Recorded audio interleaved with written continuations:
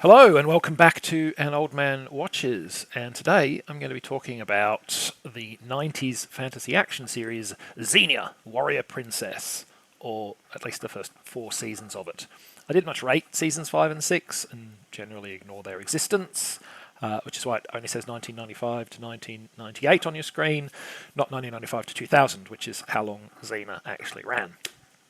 The character of Xena made her debut as an antagonist in the first season of the TV series Hercules: The Legendary Journeys. A deadly warrior and clever strategist, she sought to overcome Hercules by driving a wedge between him and his best friend Aeolus. She failed, of course, but audience reaction to the character was strong, and so she returned for the season's 3-part finale, in which she rediscovered her conscience and resolved to give up her evil, warlike ways. And that's where we find her at the start of her own show. Her plans to live a peaceful life don't last very long, however. When she encounters a group of slavers who have kidnapped several villagers, she can't help but take action. Afterwards, one of the villagers she saves, a young woman named Gabrielle, insists that Xena's true calling is to perform noble deeds like this one, rather than retire to a life of quiet solitude. Xena disagrees, ditching the naive youngster as soon as she can, but Gabrielle is much more persistent and resourceful than the ex-warlord expects. Not much of a show, after all, if Xena just retired to a farm. And so soon enough, Xena redons her black leather armour and sets out to repay her debt to society by righting the same kind of wrongs that she herself used to commit. Now, naturally, this won't always be easy. Not everyone is willing to accept the former warlord's change of heart at face value, so she doesn't always get a warm welcome, even from those she's trying to help. And there are plenty of her former allies who would be happy to knife her now that she's turned back to the side of the angels. But, Xena once fought Hercules himself to a near standstill, so it's going to take a lot to stop her from following through. And, of course, she has the plucky Gabrielle on her side. So, as noted, Xena made her debut on Hercules: The Legendary Journeys, where she struck a chord with the audience and soon had her own TV show. A show that would in fact soon surpass its progenitor in popularity. And a big part of that, I think, was the casting. Lucy Lawless, at least at this stage of her career, was perhaps a better comic actor than dramatic actor, but she had plenty of physical presence and charisma. Certainly she was a far more compelling protagonist than Hercules' Kevin Sorbo. Ironically, she only got the Xena role because the original choice, British actor Vanessa Angel, fell ill and could not make it to set. Now, no offence to Miss Angel, but I've seen her acting in Stargate, and in my opinion, Xena would have been a far less compelling character in her hands than it was in the hands of Lawless.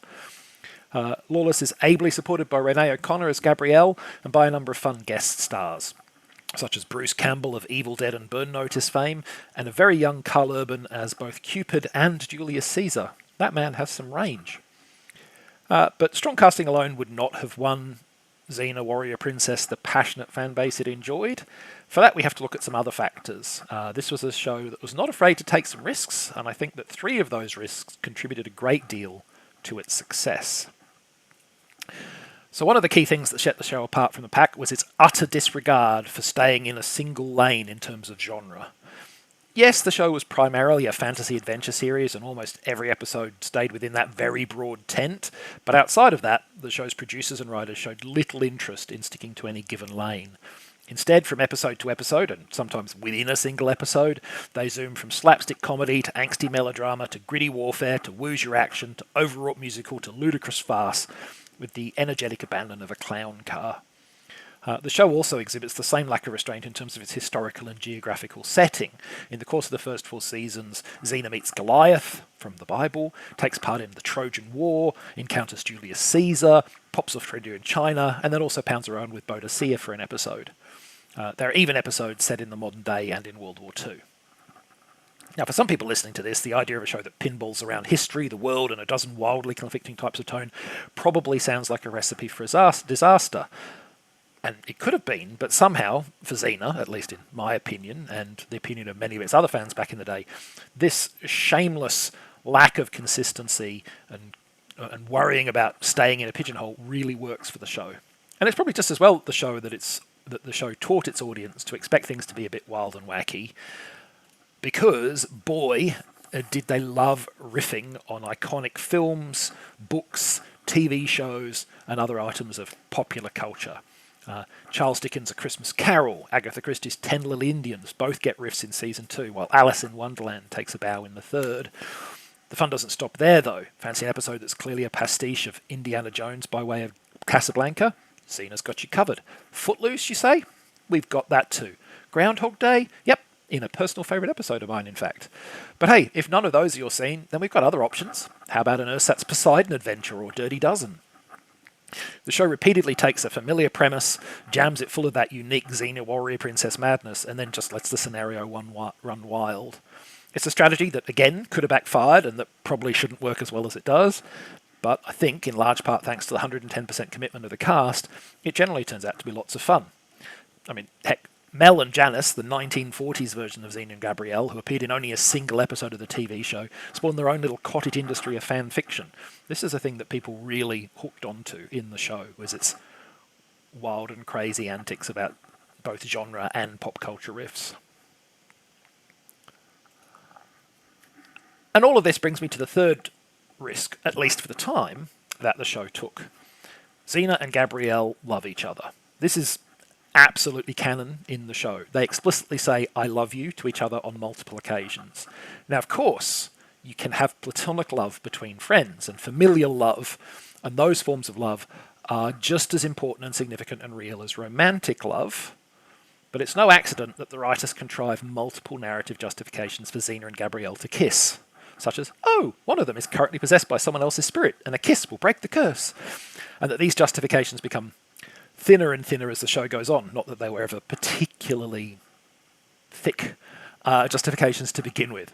The two women also gaze adoringly at each other on approximately 8 million separate occasions. They snuggle on the same bedroll or camping, and I mean, ultimately, in one of their future incarnations, they do canonically become a couple. Now, nowadays, that may not make the program stand out. You know, my wife and I are currently watching Motherland Fort Salem, which has, you know, one of the main characters is in a same-sex relationship for the whole show, and it's a big part of the show. And, you know, while they might not be exactly common in TV shows today, same-sex relationships are at least statistically noticeable and shown fairly openly. But in the mid to late 90s, that was very much not the case, and Xena Warrior Princess is just a hair's breadth of deniability from overt lesbian romance quickly won at ardent fans, many of them, as you might imagine, of, you know, the lesbian persuasion themselves. I mean, it was a big fan base of people who were finally seeing themselves represented on screen, and fair enough.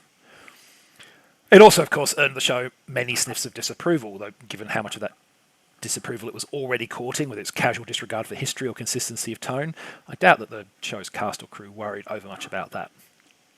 Anyone watching Xena for the first time today will doubtless find it dated, particularly in its effects, which were hardly cutting edge even at the time. But it was a fun romp that deserves to be well remembered, I think. Check it out if a show with a largely family-friendly fantasy adventure that exhibits a gleeful lack of narrative restraint, if that all sounds like something you'd be into, it's worth a look. Next time.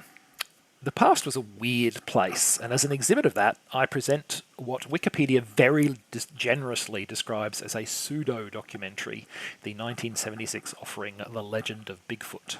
But that's next time. Until then, thanks for watching this video, and I hope you enjoyed it.